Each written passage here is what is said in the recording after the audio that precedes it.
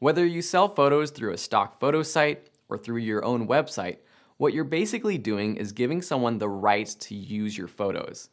This is called a license, and the license explains how the photos can be used. First, here are a few key terms that you should understand. Royalty-free. Often people think this means that anyone can use the photo for anything they want without paying for it. That's actually not true.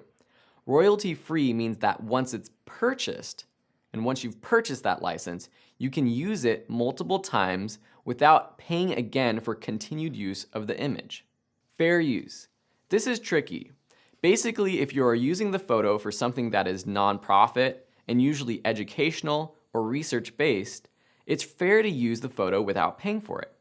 Every situation is different though, so it's always best to ask the photographer for permission first. And with any type of legality, we recommend talking to a lawyer before using any photos without getting that permission. Creative Commons. There are a few different types of Creative Commons licenses, but basically, you are giving the rights to someone to use the photo without giving them the actual copyright. Some Creative Commons licenses require attribution, meaning the user has to credit you wherever they use it. Public Domain or Creative Commons 0, CC0. This may be what people think of as royalty-free. This means the image is completely free to use and you don't need to ask permission for it, however you use it. When selling your own photos, it will typically be a royalty-free or Creative Commons license that you give. There are also options when selling these licenses. Different stock sites work differently. Here are a couple examples of different types of licenses you might find on a site.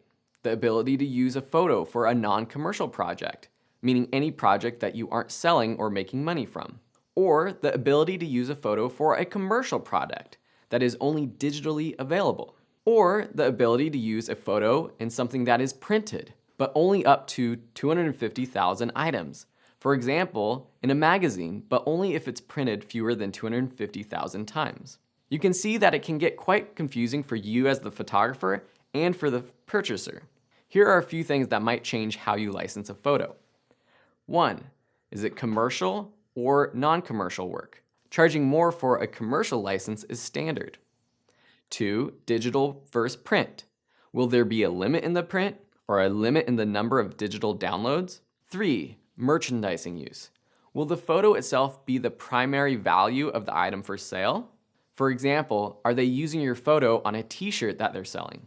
4. Use in stock templates.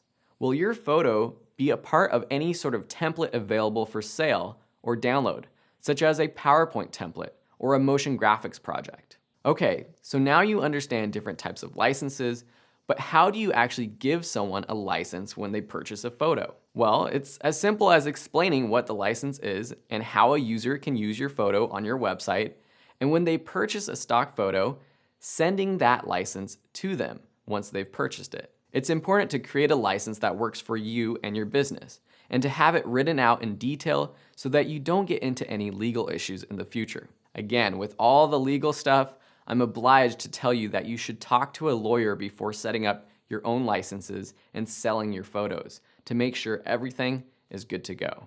And this is also one reason why selling photos on a stock photography site is easier, because they take care of all of this for you. But of course, you're balancing being in a market with thousands of other photographers and competing with them, or selling on your own site, which might be a little bit easier. If you have any more questions about licenses or selling photos, let us know and we'll be happy to help out.